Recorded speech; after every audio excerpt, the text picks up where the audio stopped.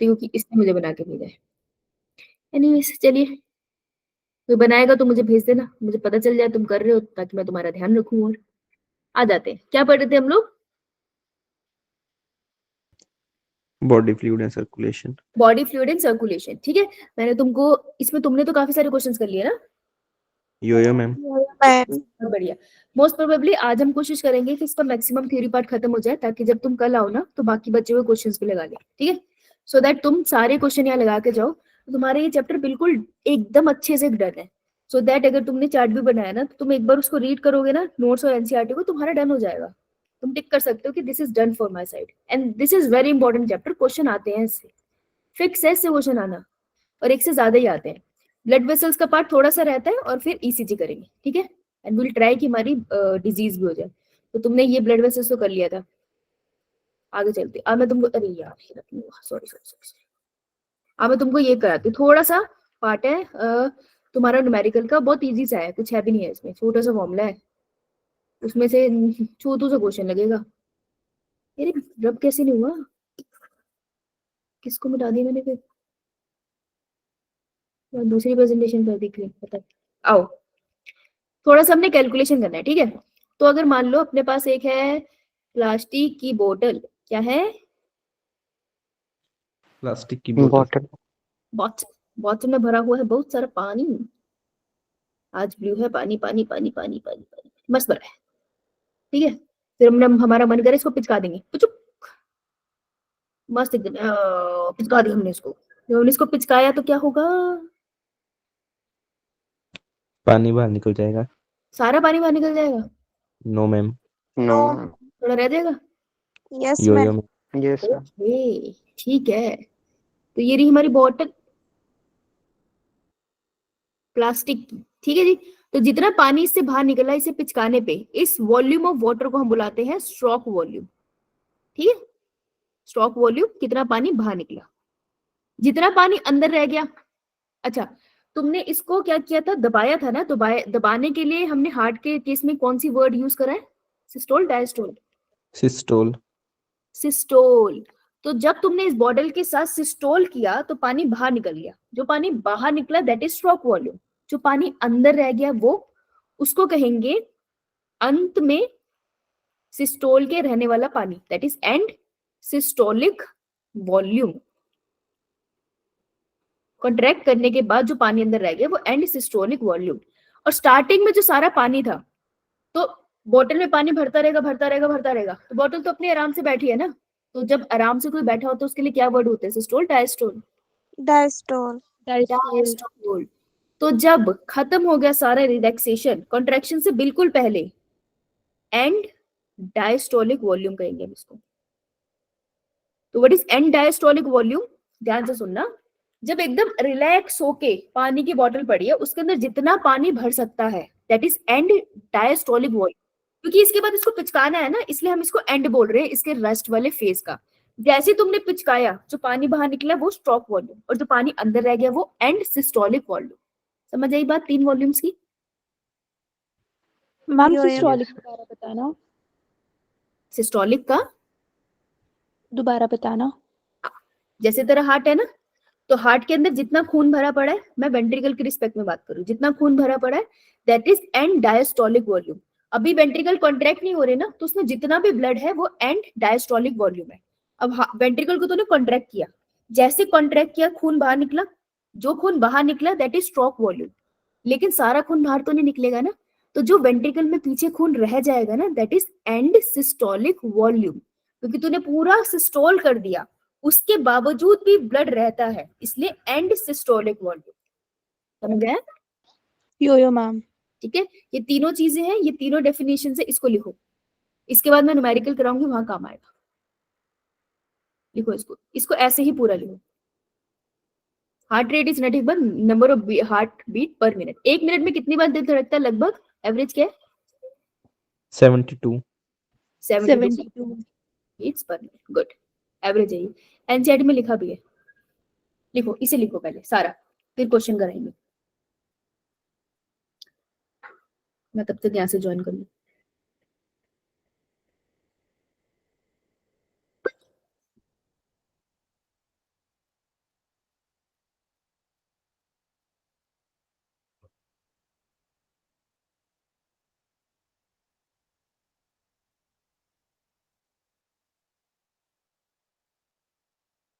ये इतना ही सिंपल है और इससे एकदम सिंपल क्वेश्चन आते हैं। गिन के 2-3 फॉर्मूला है, कुछ भी नहीं है। और इससे ज्यादा मैथ तो तुमको ऐसी आती है। जैसे थम्स को अप कर देना।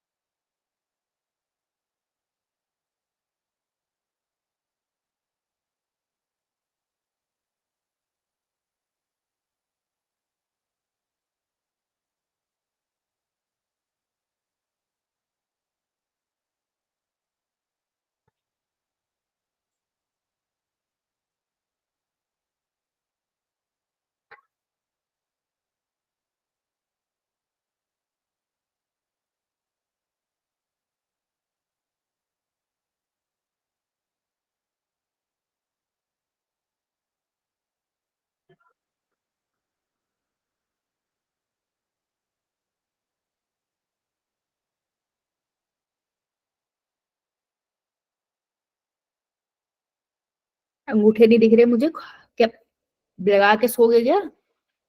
ये अब सारे अंगूठे हरीश के दिख रहे हैं मुझे। हाँ ठीक है। मैं तो पागल हो गया, कितना लिखेंगे, इतना भी नहीं था लिखने को। क्या?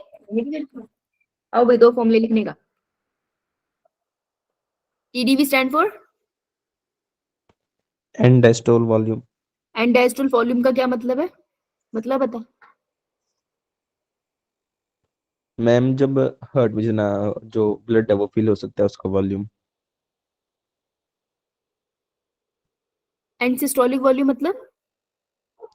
जितना ब्लड वेंटिकल में रह जाएगा पिचकने के बाद। हाँ ये बोली डेड, एकदम मस्त भाषा में। सिंपल भी कर सकते हैं। ये अपने पास कटोरी है, कटोरी, कटोरी में डालो दही। दही, पता नहीं मेरा दही खाने का मन क्यों कर रहा है, which is weird, I don't like दही। ठीक है, और मैंने दही दे दिया तुम्हारे हाथ में। अगर मैंने कहीं से तुम्हारे हाथ में दिया तुम तो छलका ही दोगे। तुम तो रायता फैला के मानोगे। थोड़ा तुमने छलका दिया, लेकिन थोड़ा अंदर पड़ा था। तो अब मैं तुमसे क्या पूछ रही हूँ, मेरे को बताओ, what is EDV? EDV stand for and diastolic volume. Starting में दही कितना था? तो कितना था स्टार्टिंग में दही, कैसे कैलकुलेट करोगे? जो बाहर निकाल दिया दैट इज स्टॉक वॉल्यूम, तो स्टॉक वॉल्यूम है। और प्लस कर दो जो अंदर दही रह गया, that is and systolic volume. तो जो बाहर निकल गया, जो अंदर रह गया, उसको प्लस कर दो तो तुम्हें पता चल जाएगा ना टोटल दही कितना था कटोरी में। समझ आया? ये तो इजी था यार। अरे नहीं आया तो बता दो, दोबारा बता दूंगी। मैम आ गया। आ गया तो इसको लिख ले, इससे अब क्वेश्चन आएगा मजेदार वाला, तो कर भी लेगी।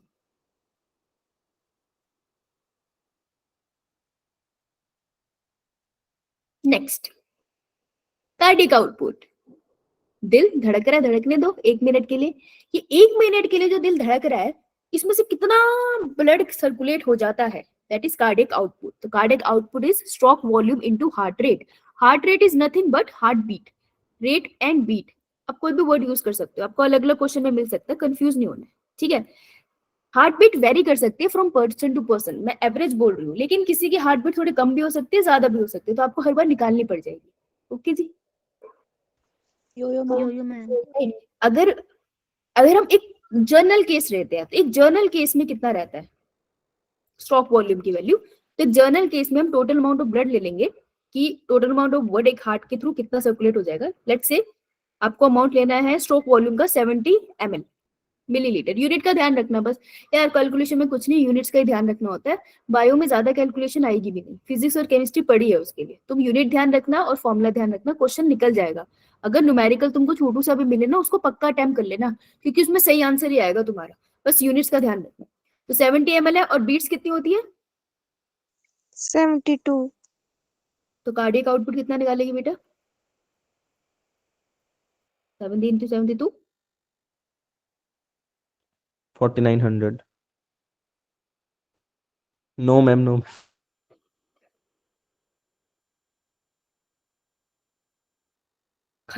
तलवार का है तलवार। खंजर से बात नहीं बनेगी आज। कैमरा ऑन नहीं था मेरा, तूने मेरा रिएक्शन नहीं देगा, दुनिया से पलट गई मेरी तो।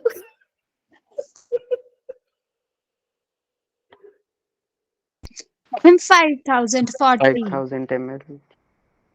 5000 40 5040 ml। ये तो 5000 ml वाले हैं ना, ये तुम रट के आए हो ना कहीं से। 5040 ml निकलता है लगभग। Approximate. 5 था ये अप्रोक्सीमेट, फिर अप्रोक्सीमेट मैं आगे लगाऊंगी, एक्चुअल वैल्यू बताया कर लाख बनता है। तो कार्बन डाइऑक्साइड में समझ लेना इसको, कार्डियक आउटपुट है ये। वो मेरे को तुम पे विश्वास नहीं है। हाँ कार्डियक आउटपुट है, कर को पता, बोले मैम ने लिखवाया था, और तुम तो नोट्स भी दिखा दोगे कि देखो मैं लिख रही हूँ। ठीक है, so cardiac output is 5040 ml, approximately 5 litre. तो 1 मिनट में जो तुम्हारा दिल धड़क रहा है ना, 1 मिनट में 60 सेकेंड्स, 1 मिनट में 5 लीटर ब्लड इसके आसपास से निकल जाता है। और पूरी बॉडी में ब्लड कितना होता है तुम्हारे शरीर में, कितना ब्लड है नलायको, ये नहीं पता तुमको? 5 लीटर ही होता है। अबे 5 लीटर ही होता है, बहुत ज्यादा की बच्ची, 5 लीटर ही होता है। यानी कि 1 मिनट में तेरी पूरी बॉडी का ब्लड, सिर से लेकर पैर तक जितना खून है ना, दिल के आसपास से निकल जाता है 1 मिनट में। तो 1 मिनट की कीमत देखो क्या है दिल के लिए, पूरी बॉडी का ब्लड ऊपर नीचे कर देता है वो। समझ रही हो? अब तो नहीं भूलोगी। आओ क्वेश्चन लगाते हैं, try this question, let's see. 2 minute देंगे हम, 2 मिनट तुमको। तो तुमको फॉर्मूला कराए हैं और यूनिट का ध्यान रखने को बोले, 2 वर्ड बोले मैंने, 2 सेंटेंस। लेट्स सी कौन इसका ध्यान रखता है। हर्ष भाई तू आंसर चैट में ही लिखियो, तू मत बोलियो।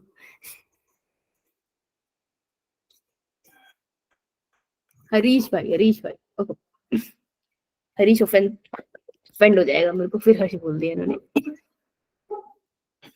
अरे वो हमारा कलरफुल हरीश आया आज, एकदम ये स्टड वाली फोटो लगी हुई है, कहाँ है वो? आया है इसमें हरीश। सारे ऑप्शन सेम नहीं है. सारे ऑप्शन सेम है।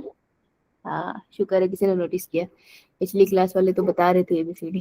बेटा ये ऑप्शन ही गलत है, आंसर बता। यूनिट कन्वर्जन भी लिखा है यहाँ पे, बस क्या रही है, आंसर बता। जिसके स्टार्टिंग में 5 आंसर आ जाएंगे, मान जाऊंगी उन्होंने खुद से करा है, बाकी मैं समझ जाऊंगी तुम चीटिंग करी है, तो खुद से कर लो। 2 मिनट्स मैंने दिए, 1 मिनट तुम्हारे निकल गए। बहुत वेरिएबल आंसर आते हैं बच्चों के इसमें, सो जो ईमानदारी से करेगा उसको तो वेरिएबल आने भी चाहिए। नंबर कम उसी के आते हैं जो मेहनत करता है, कुछ कर ही नहीं रहा उसका क्या ही होगा।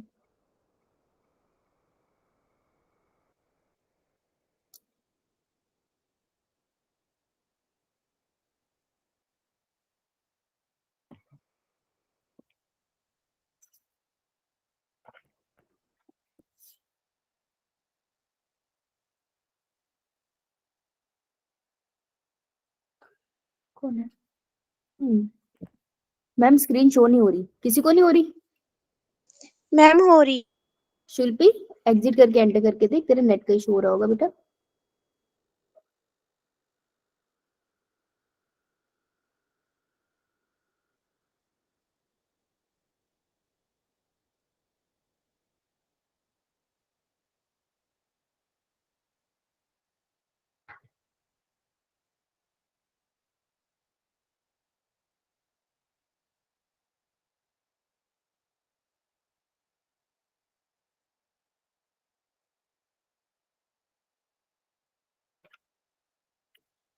अबे ओ कोई तो आंसर दे दो। Ma'am 100 beats per minute. बेटा चैट में लिखना था, चैट में लिखते चल। तेरा 100 बीट्स पर मिनट है ना, हो सकता है किसी और को कुछ हो रहा है।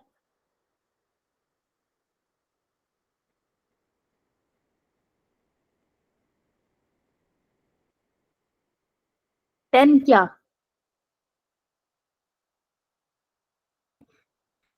ओके बेटा, हरीश का 10 बीट्स पर मिनट, आपका 100 बीट्स पर मिनट, शुरू का 100 बीट्स पर मिनट। ओके, और बच्चे? गुड हरीश, गुड राजकुमारी, गुड सूर्यू, तुमने ट्राई तो किया। चैट में आंसर चाहिए बेटा मेरे को। ये आंसर बदल लिया तूने? अच्छा, ये दूसरे वाला हरीश है। अच्छा अच्छा, ठीक है बेटा। मैम नहीं हो रही शो अभी भी बेटा, इंटरनेट का इशू है बेटा तुम्हारे यहाँ। किसी और के फोन से हॉटस्पॉट लेके देख।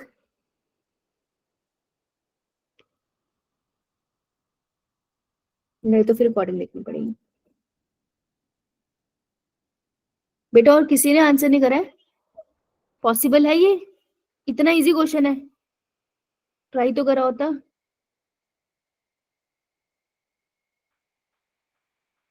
बेटा फिर रिकॉर्डिंग देख लियो, और कुछ तो नहीं कर पाऊंगी मैं इसमें ना, इंटरनेट का तो। कशिश, हर्ष, बाकी कांक्षा, सारिका, श्रेयांश, वंशिका बेटा, आर्यन, सिमरन, आर्यन यार तुम 2 आंसर देते हो, सितेंद्र, अंशिका का आ गया, प्रीति, रिया अपना अपना आंसर देना है, शालिनी, सारिका, सात्विक, हिमानी, महक।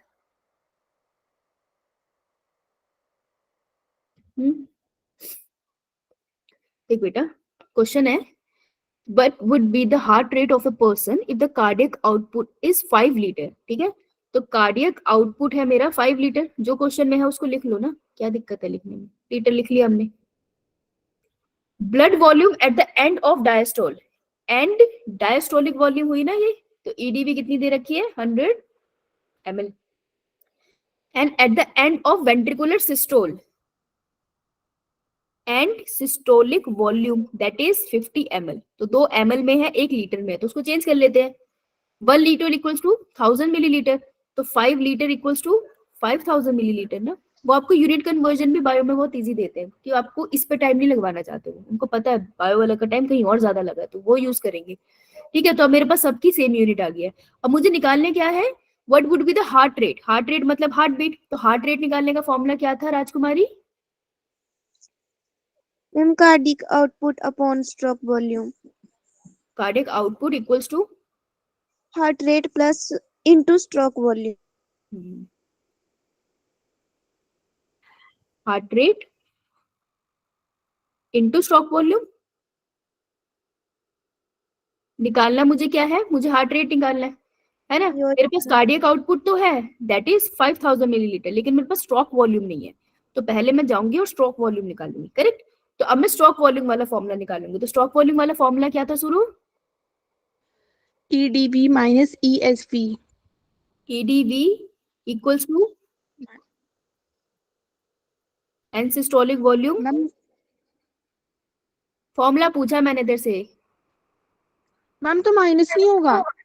अरे यार, पहले पूरा फॉर्मूला बता, उसके बाद वैल्यू पुट करके फिर माइनस करेंगे ना, हो सकता है ना कोई स्टेप में ना कर पा रहा हो। अच्छा, हाँ। EDV equals to ESV plus stroke volume. Plus stroke volume, है ना, बोल तो सही रही है। ठीक है बेटा, तो स्ट्रोक वॉल्यूम निकालने का ये फॉर्मूला था।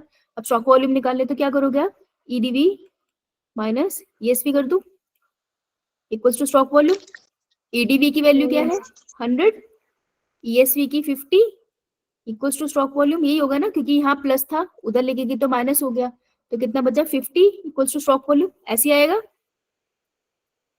यो मैम, सही है, किसी को कोई डाउट इसमें? सब कुछ किसमें चल रहा है, मिलीलीटर ना। तो हमारे पास स्ट्रोक वॉल्यूम कितना आ गया, 50 मिलीलीटर, राइट। अब यहाँ पुट करते हैं, कार्डियक आउटपुट इक्वल्स टू क्या वैल्यू है बेटा, कार्डियक आउटपुट की क्या वैल्यू है, CO की?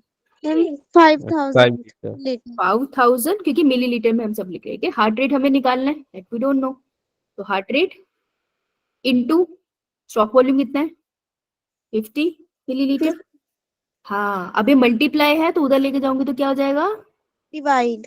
डिवाइड, है। छोटी छोटी चीजों का ध्यान रखोगे तो न्यूमेरिकल निकल जाएगा, इसमें क्या है। तो नहीं भी आता तो क्या हो गया, सीख लो ना अभी, कर दो, 0 से 0 काट दो, 500/5, 500/5 को कैसे काटोगे, 5 1 जा 5, 5 1 जा 5, जीरो जीरो, कितना आ गया heart rate, 100 beats per minute.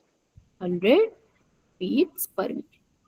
ठीक है, इसे प्लीज एक बार नोट कर लो जिसका भी गलत हुआ था. अगर टाइम लग रहा है तो टेक अ स्क्रीन.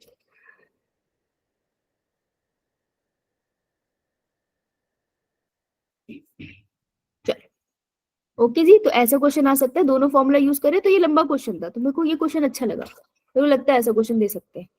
ठीक है, चलो ईसीजी करें. ECG Yo-yo. Yes, ma'am.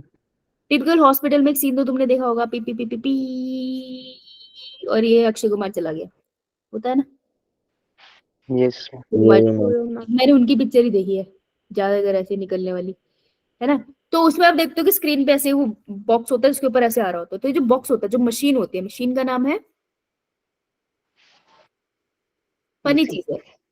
ये जो मशीन है ना, ये जो आपको पिक्चर आ रही है ना, अब ये इसको आपको पेपर पे निकाल के देगा. ठीक है, और उस पेपर में भी यू विल सी ये सारा जितना भी डेटा है वो सब आएगा, क्या कह रहा था. तो ये paper is nothing like a graph ना, it's just like a graph. तो इसका नाम होना चाहिए था ग्राफ, लेकिन मशीन का नाम ग्राफ है. तो this is known as electrocardiograph. Machine is called graph while the graph is called gram. Electrocardiogram. अजीब बात है, पढ़ सकते हैं. ठीक है, पहली तो यही चीज समझ लेते हैं. आप समझते हैं इसका मतलब क्या है. देखो, ईसीजी स्टैंड्स फॉर इलेक्ट्रोकार्डियोग्राफ. क्या मतलब है इसका. इलेक्ट्रो मतलब electricity. Electric activity in the heart. हाँ, इलेक्ट्रिसिटी से रिलेटेड, करेक्ट. एक्टिविटी, अरे यार हो जा, अपने अपने में उलझ जा. एक्टिविटी, इलेक्ट्रिक एक्टिविटी हार्ट में कौन कौन सी नोट्स करती है. SC node. बढ़िया, एवी नोट भी तो करती है, उससे नाराज है तू. और बंडल ऑफ फिश भी तो करता है, पेस, और वो भी तो करता है पुरखिंजी फाइबर. उन सबकी बात हो रही है. ठीक है, कार्डियो मतलब हार्ट, और ग्राफ मतलब मशीन. तो ECG stand for it is a machine which measure the electrical activity of the heart. तो जब भी डॉक्टर को हार्ट की इलेक्ट्रिकल एक्टिविटी को मेजर करना होगा, वो कहेगा ईसीजी करो. ठीक है जी, Yo-yo, ma'am. बोल के नहीं रहे हो. Yes, ma'am. ये तुम सारे बच्चे कितनी बार बोला मैंने, गुटखा थूक के आया करो क्लास में, चुप होके बैठिए. So ECG stand for it is a machine used to make charts that show electrical activity of the. तो electrical activity बताता है. Graph is a machine while gram is a एक ग्राफ जिसके ऊपर ये सब आएगा. इतनी बात क्लियर सबको. Yo-yo, Yes, ma'am. ma'am. दो वर्ड आएंगे जिसके बारे में मैं जानती हूँ, डीपोलराइजेशन और रिपोलराइजेशन. देखो, अगर आपको याद हो, मैंने 1 करोड़ साल पहले बताया था, ये अपना सेल है ना. अपा इसको क्या करेंगे, अपा इतनी चीज को माइक्रोस्कोप के अंदर देख लेते, बना लेते इसको बड़ा सा. ये यार इनको पूरा बनाना पड़ेगा यहाँ से, इतना हिस्सा ले लेते हैं हम इसका. ठीक है, ये बड़ा कर दिया. तो सेल के अंदर का हिस्सा तो यहाँ होगा साइटोप्लाज्म, है ना, होगा कि नहीं. Yo-yo, ma'am. Yes, ma'am. Cytoplasm. ये यार क्यों नहीं सही बैठ रहा है यहाँ पे. साइटोप्लाज्म पता नहीं है, मेरे हाथ में सही बैठ रहा है. ठीक, बैठ जाओ. और बाहर है अपने पास extracellular. Extracellular material होता है ना, सेल के बाहर होता है. एक्स्ट्रा सेलुलर बाहर, सेल के बाहर एग्जिट. देखो, तो सेल के अंदर जो आयन कॉन्सेंट्रेशन सबसे ज्यादा होती है, मैं मुक्का मारूंगी अगर तुमने उनको बताया नहीं, सेल के अंदर मैक्सिमम कौन से वाले आयन होते हैं. के पॉजिटिव. कौन से. के पॉजिटिव. ए पॉजिटिव, पोटेशियम आयन. शाबाश, बच गए तुम मुक्के से. ठीक है, और सेल के बाहर कौन से ज्यादा होते हैं, ये नहीं मैंने चलो बताया था, सोडियम. लिए ज्यादा होते हैं. सेल के अंदर का माहौल जनरली नेगेटिव होता है. के पॉजिटिव है लेकिन अंदर का माहौल नेगेटिव होता है. जब मैं तुमको न्यूरॉन का सिग्नलिंग समझाऊंगी ना, कि कैसे सिग्नल दिमाग से जा रहा है, कि किस तरीके से दिमाग के एक रीजन से दूसरे रीजन में जा रहा है, जो तुम्हारी बॉडी से दिमाग में जा रहा है ना. जैसे मैं बोल रही हूँ तो कैसे कनेक्शन बन रहे हैं, फिर बीच में तुम पिक्चरों के बारे में सोच रहे हो, कनेक्शन टूट रहे हैं, है ना. तो वो सब मैं ज्यादा अच्छे से बताऊंगी. अभी यही समझ लेते हैं कि ये नॉर्मल कंडीशन है। तो हम बोलते हैं ना कि सिग्नल कंडक्ट हुआ है, सिग्नल कंडक्ट हुआ है, एक सेल ने दूसरे सेल को बताया है। इसका क्या मतलब होता है? जब भी कोई सिग्नल स्टार्ट होता है उसको हम बोलते हैं डीपोलराइजेशन। सेल मजे से मस्त बैठा है, अंदर पोटेशियम लेके बाहर सोडियम लेके, ठीक है, मस्त बैठा था। जैसे ही उसके पास सिग्नल आता है ना, ये सोडियम पोटेशियम अपनी जगह बदल लेते हैं, ठीक है। तो जैसे ही सिग्नल आया और आयंस ने अपनी जगह बदली, उसको कहते हैं डीपोलराइजेशन। तो सिग्नल आने से जगह बदल लेते हैं आयन, वो डीपोलराइजेशन है। फिर जब वो सिग्नल आगे मूव कर गया तो सेल अपनी कंडीशन में वापस आता है, तो उसको कहेंगे रीपोलराइजेशन। तो डीपोलराइजेशन का सिंपली मतलब है कि सेल नॉर्मल बैठा था और उसमें सडनली सिग्नल आ गया। ये बात समझ आई? Yo-yo ma'am. यो तो हमारे तो हार्ट में सिग्नल विग्नल कहाँ से आ गए? अपने को हार्ट में इतना तो ये अपने आप ही जेड बन गया। क्या हो रहा है? ये रहा हमारा डब्बे वाला दिल। ओ, दिल में कौन सी नोट थी? इसी नोट। ऐसे नोट से सिग्नल निकलता है टुशू टुशू टुशू, और ऐसे नोट से सिग्नल जाता है दूसरे एट्रिया में भी ना, और फिर ये दोनों कॉन्ट्रैक्ट होते हैं, ऐसा होता है ना? Yo-yo ma'am. हाँ, कैसे क्या हुआ था? ऐसे कैसे सिग्नल चला गया? हुआ क्या था कि ऐसे नोड ने जब सिग्नल भेजा ना, तो ऐसे नोड के आसपास जो सेल्स थे ना, उनके अंदर क्या हुआ वो लिखा है दैट ऐसे नोड के आसपास जो सेल थे, entry of the sodium ion into the cardiac cell. तो ये जो सेल्स थे नॉर्मली पड़े थे, उनमें क्या हुआ कि बाहर बैठा तो सोडियम, जिसका काम था बाहर रहना, वो अंदर आ गया। पोटेशियम वहीं का वहीं बैठा है, उस वो कहीं नहीं गया, लेकिन सोडियम अंदर आ गया। तो जैसे ही सोडियम अंदर आ गया, as a result cell will contract. तो हम कहते हैं ना सिस्टोल होता है। तो सिस्टोल क्यों होता है? क्योंकि कार्डियक सेल के अंदर सोडियम आ जाता है, तो जो सेल रिलैक्स पड़ा था अब वो कॉन्ट्रैक्ट कर जाता है, और इसी प्रोसेस को हम कहते हैं डीपोलराइजेशन, कि उस सेल की डीपोलराइजेशन हो गई। समझ आया? Yo-yo ma'am. ठीक है, तो अभी सुन लो, उसके बाद लिख लेते हैं। फिर आता है repolarisation. So what is repolarisation? बेटा दोबारा यही बना रही हूँ, ध्यान से देखियो, बहुत सिंपल है ये, छोटी सी बात है। ये तुम्हारा मैंने सेल बनाया, सोडियम अंदर आ गया। अब सोडियम अंदर आ गया, उसका अंदर आने से पॉजिटिविटी ज्यादा होगी ना, ये तो चाहिए ही नहीं था अंदर। तो पोटेशियम कहते हैं बहुत हो गया, बाहर पॉजिटिविटी कम है, अब मैं बाहर चला जाऊंगा। Now potassium moves out. तो when the potassium moves out, so potassium ion will move out of the cell, और इस वजह से सेल जो होता है वो थोड़ा रिलैक्स हो जाता है। तो उसको हम बोलते हैं रीपोलराइजेशन। जो पहले था उसको दोबारा से थोड़ा कर देते हैं चार्ज के सेंस। समझ आई बात? Yo-yo ma'am. थोड़ी देर के बाद यो मैम। नॉर्मल हो जाएगा सब कुछ, दोबारा से सोडियम बाहर चला जाएगा, पोटेशियम अंदर आ जाएगा। अब उस डिटेल में नहीं जा रहे, वो तुम न्यूरॉन में पढ़ोगे। अभी के लिए हमें बस ये जानना है कि एक सेल बैठा था, ऐसा क्या हो गया कि उसने कॉन्ट्रैक्शन का सिग्नल दे दिया। एक सेल के अंदर सोडियम अंदर आ गया था, और सिर्फ एक सेल में नहीं, सारे एट्रिया के सेल के अंदर सोडियम अंदर आ गया, इसलिए वो कॉन्ट्रैक्ट कर गया। और सारे एट्रिया के सेल में एक साथ पोटेशियम जो था, जो पोटेशियम था वो बाहर निकला, तो सारे एट्रिया एक साथ रिलैक्स कर गए। इसे कहते हैं डीपोलराइजेशन एंड रिपोलराइजेशन। क्लियर है सबको? Yo-yo ma'am. इसको प्लीज लिख लो। नॉर्मल, ये नॉर्मल कंडीशन है। लिखो लिखो, जैसे हो जाए अंगूठा लगा देना।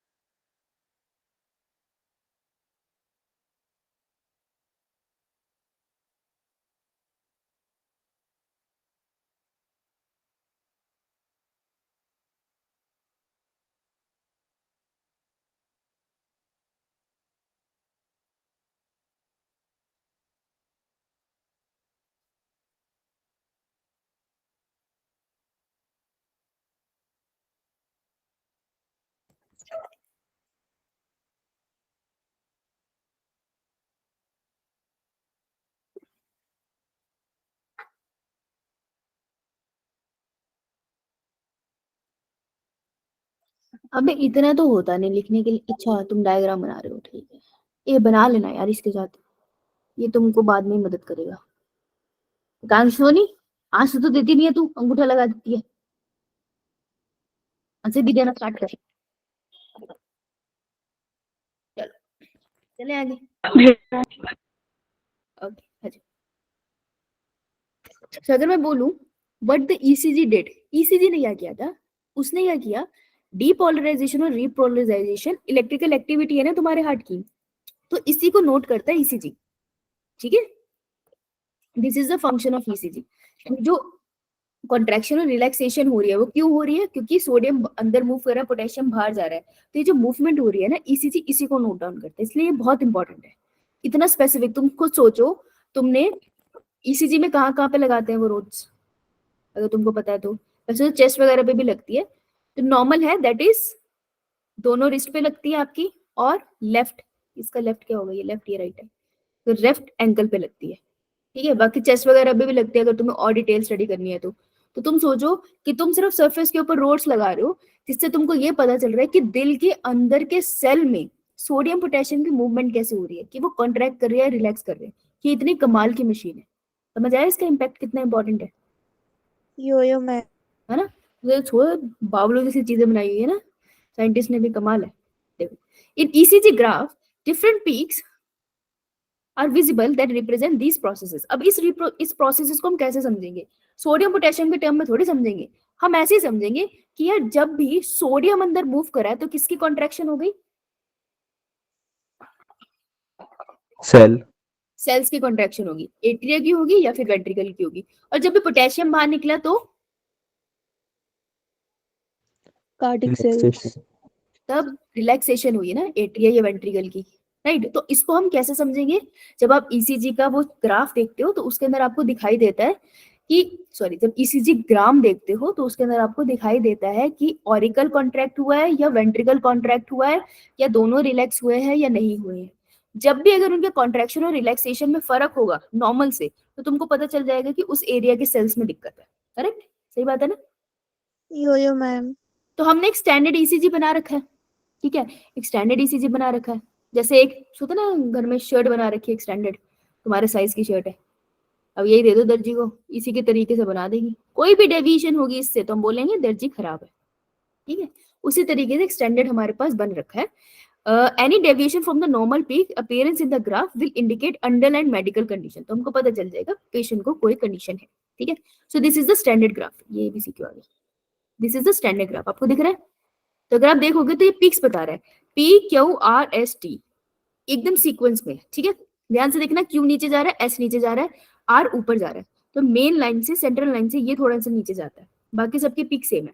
तो हम इसकी शेप के अकॉर्डिंग हम फर्क बता सकते हैं। इतना क्लियर, PQRST ऐसे बनेगा, यो मैम। ठीक है। अब इसको चलते हैं हम लोग cardiac,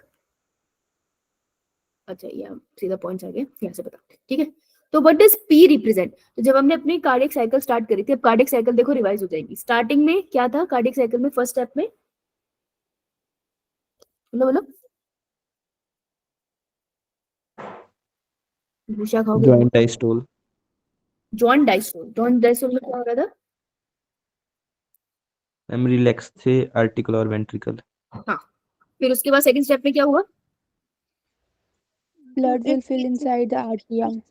blood fill inside the arteria passively. फिर क्या हुआ, बोल बोल, सही बोल रही है। ट्राइकस्पिड AV और valves बाइकस्पिड। open. क्या हुआ, ट्राइकस्पिड और बाइकस्पिड ओपन हुई और ब्लड स्टार्ट हुआ हाँ। फिल वेंट्रिकल में।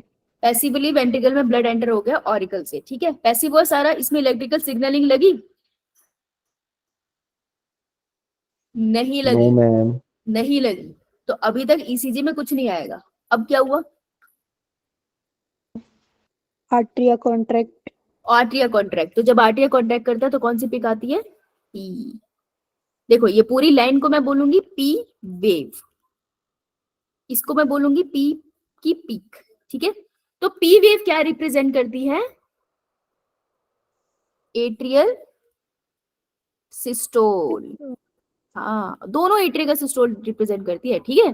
अब तुम बोलोगे मैम लेफ्ट और राइट का कैसे फर्क पड़ेगा, वो बहुत टेक्निकल टर्म होगी, बहुत अंदर हो गया, ये मैं तुमको सिंपल ईसीजी करा रही हूँ, ठीक है। तो उसमें नहीं जा रहे, हम बिल्कुल सिंपल समझ रहे हैं कि दोनों एट्रिया में सिस्टोल होता है तो पी वेव आती है और कुछ ऐसी दिखाई देती है, ओके। इस पेशेंट को कोई दिक्कत नहीं। अच्छा फिर उसके बाद क्या हुआ बेटा, वेंट्रिकल कॉन्ट्रैक्ट हुई और आर्टेरिया रिलैक्स हुई। अब आर्टरिया रिलैक्स में चली जाएगी, ठीक है। तो ये वाला जो पैसेज है ना, इसके बाद जो जितना पैसेज है, अगर मैं तुम्हें बोलूं सीधी सीधे तरीके से, तो इसके बाद आरटी यानी रिलैक्स ही करना है, उसने नहीं करना है अब कॉन्ट्रैक्ट अभी तो, राइट। तो अब तो रिलैक्सेशन पीरियड है और वेंट्रिकल का सिस्टोल स्टार्ट हो जाएगा, ठीक है। तो हम वेंट्रिकल का सिस्टोल कब से स्टार्ट करते हैं, बिल्कुल जरा सा बहुत ही माइन्यूट सा फर्क आपको इसमें दिखाई देगा कि ये जो क्यू आर और एस है ना, ये इसको हम बुलाते हैं क्यू आर एक्स कॉम्प्लेक्स, और ये क्या रिप्रेजेंट करता है, ventricular systole. Ventricle contract. Ventricular systole. शाबाश बेटा, वेंट्रिकुलर सिस्टोल। क्लियर। कब स्टार्ट होता है वेंट्रिकल का सिस्टोल, एक्चुअली में जैसे क्यू रीच होता है ना, क्यू के बाद वेंट्रिकल का सिस्टोल स्टार्ट हो जाता है इस क्यू पॉइंट पे। मैं इतना स्पेसिफिक क्यों बोल रही हूँ, क्योंकि एनसीईआरटी में आपको लिखा मिलेगा, अभी के लिए इतना लिखो, आगे है लिखा हुआ, डोंट वरी। हो गया। अब इसके बाद कार्डियक साइकिल में क्या होगा, Ventricle systole start. मैं तेरे घुसा मारूं वहीं आके, वेंट्रिकल सिस्टोल ये दिख रहा है ना स्टार्ट, इसके बाद पूछ रही हूँ मैं तुझसे। मैम सेमिन्यूलर वेल्व ओपन हो गया। हुलाला है, हुलाला बोल दे बेटा, हुलाला हुलाला।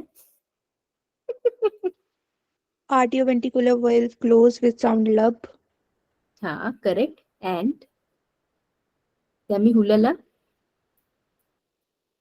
सेमी, अबे lunar mass, lunar, semilunar valve open. हाँ पानी करो है, ब्लड भाग के जाएगा और घुस जाएगा ओटा में और पल्मोनरी आर्टरी में। तब वेंट्रिकल क्या करेंगे, ये क्यों खुला, प्रेशर से खुला। अब क्या होगा, Ventricular distole. वेंट्रिकुलर डायस्टोल होगा, उससे फिर क्या हो जाता है,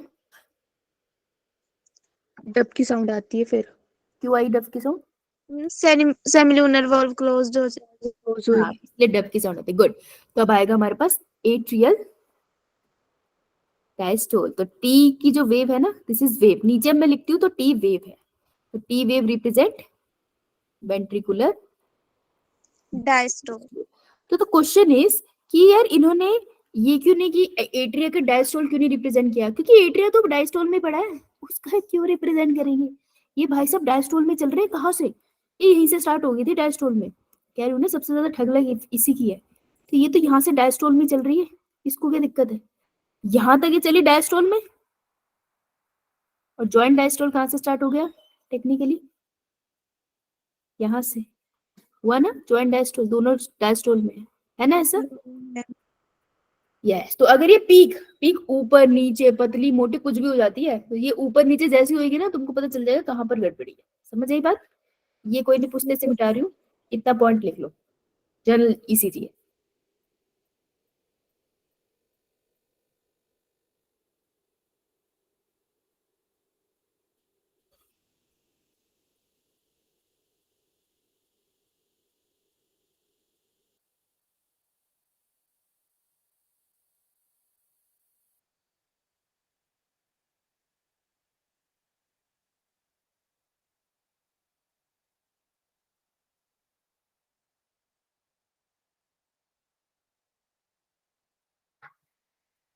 बता बेटा, गया तो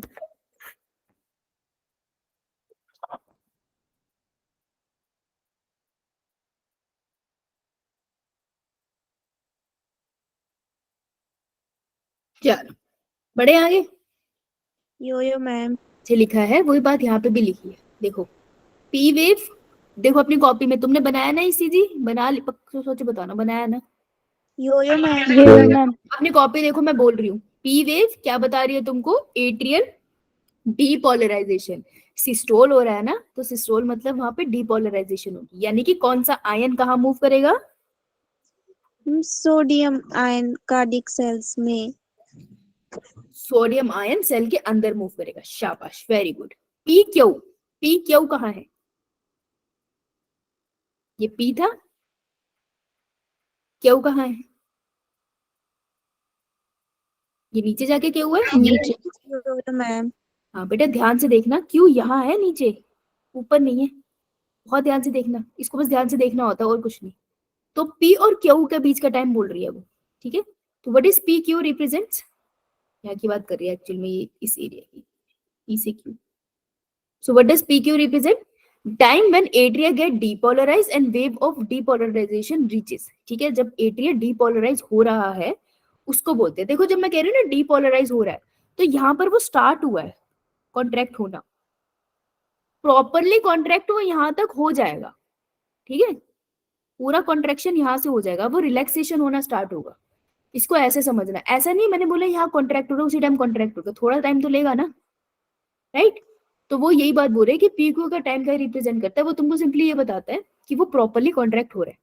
क्यू आर एस ये डीपोलराइजेशन ऑफ वेंट्रिकल होता है, वहां देखो Q R S complex.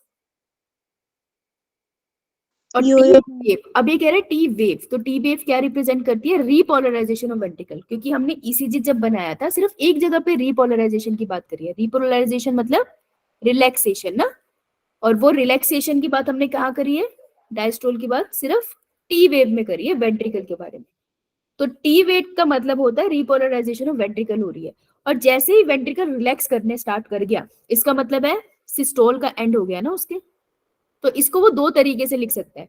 T wave represent what, T wave आपको बता रही है पहली वेंट्रिकुलर डायस्टोल हो रहा है, दूसरी टी वेव आपको बता रही है रीपोलराइजेशन ऑफ वेंट्रिकल हो रहा है. रीपोलराइजेशन का मतलब रिलैक्सेशन. और तीसरी आपको बता रही है कि यहाँ पे उसका कॉन्ट्रैक्शन खत्म होता है. ठीक है, तो कोई भी वर्ड यूज कर सकता है, थोड़ा सा दिमाग खोल के लगाना है इसको. ओके, यो मैम. ईसीजी थोड़ा डेंजरस हो सकता है, क्वेश्चन प्रैक्टिस करके जानी है इसके अच्छे से. क्लियर है सबको? यो मैम.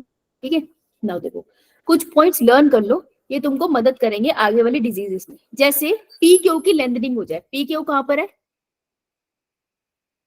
ये पी और ये था क्यू, लेकिन मेरे को किसी का ईसीजी आ रहा है पी एन क्यू, लंबा हो गया ना पी क्यू. यो मैम. तो अगर पी क्यू की लेंथनिंग हो रही है, इससे ये रिप्रेजेंट होता है कि कार्डियक टिश्यू में कोई डैमेज है. ओके, कैसे पता चला यार, ये बहुत टेक्निकल है, ये एमबीबीएस में खुद सीख लेना. लेकिन यहाँ पर तुमको कुछ ट्रिक्स याद रखनी पड़ेगी कि अगर पी क्यू की लेंथनिंग है, इसका मतलब टिश्यू में कोई डैमेज है, क्योंकि एट्रिया की साइड में ही कोई प्रॉब्लम आ गई है, तो वहां पे कोई टिश्यू डैमेज होगा, तभी सिग्नल पास नहीं हो रहा. क्यू और टी की लेंथनिंग हो जाए, क्यू और टी क्या था, क्यू आर एस टी, यही था ना. यो मैम. ये क्या बोल रहा है, क्या हो गया यहाँ पे, लेट से कुछ इस तरीके से हो गया, लेट से बहुत लंबा चला गया, इसकी ओवरऑल लेंथनिंग होगी. ठीक है, तो अगर इसकी ओवरऑल लेंथनिंग होगी तो क्या है, tissue damage as low oxygen to heart tissue. ये भी टिश्यू डैमेज को रिप्रेजेंट कर रहा है कि यार यहाँ पर भी हो सकता है वेंट्रिकल के साइड में टिश्यू का कोई डैमेज हो गया. हो सकता है कि उसके टिश्यू, जनरली टिश्यू में डैमेज तभी होता है जब उनको ऑक्सीजन वगैरह सही से ना मिल पा रही हो. तो कार्डियक सेल्स को ऑक्सीजन नहीं मिल पा रही है, अपनी ऑक्सीजन. इस बात को ध्यान से समझना. ये जो दिल था ना, जब मैंने स्टार्टिंग में बनाया था, तो मैंने कहा था एक तो दिल अपने अंदर ब्लड लेता है और बाहर निकालता है, दैट इज डिफरेंट. एक दिल की मसल्स के ऊपर ही आर्टरीज होती है, क्या नाम है इन आर्टरीज का, कोरोनरी आर्टरी. Coronary arteries. ये क्या करती है, ये इससे दिल के सेल्स को ऑक्सीजन देती है और गंदा कार्बन डाइऑक्साइड लेके आगे निकल जाती है. ठीक है जी, तो इनमें कोई प्रॉब्लम है कि ऑक्सीजन की सप्लाई नहीं कर पा रही, तो क्यूटी लेंथनिंग हो गई है. तुमको पता है कौन सी साइड की कोरोनरी आर्टरी में दिक्कत आ गई होगी, मोस्ट प्रोबेबली वेंट्रिकल की साइड में, क्योंकि क्यूटी में एक्सटेंशन है. समझ आई बात? यो मैम. ये हो गया इसका. हार्ट अटैक की बात करें तो वो बोल रहा है एस एन टी, ये रहा एस और ये रहा मेरा टी. कह रहे इसमें लेंथनिंग हो गई है, मतलब मोस्ट प्रोबेबली ये लंबा चला गया. तो जब एस एन टी में लेंथनिंग हो जाएगी, that means patient had a heart attack. Heart attack mild भी होता है, स्ट्रॉन्ग भी होता है. तो किसी को माइल्ड हुआ है, डॉक्टर को कैसे पता, इसी चीज से पता चल गया ये हार्ट अटैक हुआ था भाई से. ठीक है, नेक्स्ट इज एसटी में डिप्रेशन. एसटी से बहुत पॉइंट्स आते हैं. एसटी में क्या हो गया है, डिप्रेशन. डिप्रेशन का मतलब है कि ये नॉर्मल एसटी है, ये एस है और ये टी है. डिप्रेशन का मतलब है ये पाइप कुछ नीचे चली गई है, देख रहे हो, यो मैम. एस है ये टी है, तो ये क्या हो गया, डिप्रेशन. तो डिप्रेशन कैसे होता है, लेस ऑक्सीजन टू हार्ट. तो हार्ट को लेस ऑक्सीजन मिल रही है. अभी बड़ी कंफ्यूजन होगी ना कि मैम ऊपर भी हार्ट में लेस ऑक्सीजन है, नीचे भी हार्ट में लेस ऑक्सीजन है, तो पता कैसे चलेगा. तो ये डॉक्टर ज्यादा अच्छे से, जो कार्डियोलॉजिस्ट है वो इससे ज्यादा अच्छे से आपको पूरा एक्सप्लेन कर पाएंगे। तो भाई एमबीबीएस में एडमिशन ले लो और जाके सीख लेना, ठीक है। लेकिन यहाँ पे तुम्हें इतना ही जानना है, इससे ज्यादा नहीं जानना।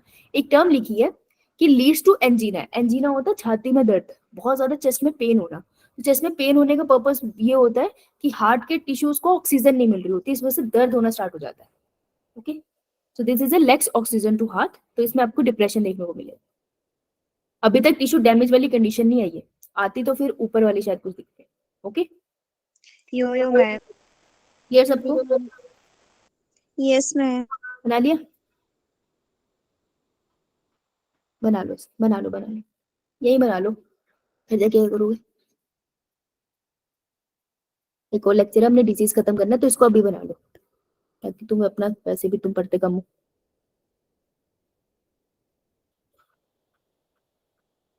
जैसे तुम्हारी क्लास चल रही थी ना, हमारा इतना मस्त ठंडा मौसम होता है ना, तो मस्त मजेदार मौसम होता है वॉक करने का। जैसे तुम्हारी क्लास बंद होती है, भगवान जाते सारी हवाएं रोक दूंगा, मर गर्मी में, एक हवा नहीं चलेगी। डन? यो मैम। ओके, काट लो। मैम। इको वालस्टी, बताओ फिर। एशोटी लेंथनिंग हो गई। एशोटी अगर फ्लैट है तो नॉर्मल कंडीशन है, नॉर्मल। अगर डिप हो गया तो लो ऑक्सीजन सप्लाई होगी हार्ट को। हार्ट, हार्ट नहीं है, हार्ट है। ओके, यो मैम। उसकी वजह से एंजीना हो सकता है चेस्ट पे। क्लियर बेटा? चलो, ये बात तो तुमने कर रखा है। डिजीज पे चले, यो मैम। काम करते हैं। आई लीव यू अभी। Okay, 10 minutes. खाना खाते हो अभी ब्रेक में या बाद में खाना खाते हो?